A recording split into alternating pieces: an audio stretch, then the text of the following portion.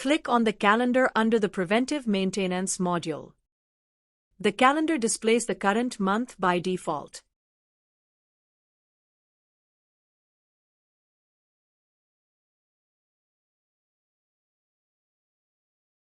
You can use the previous and next buttons to change the month.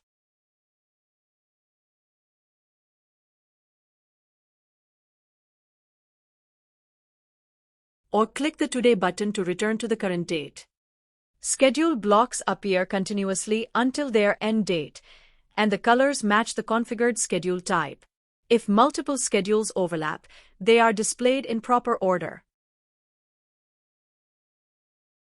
Click on a specific date to view the scheduled jobs and select a schedule to see its details.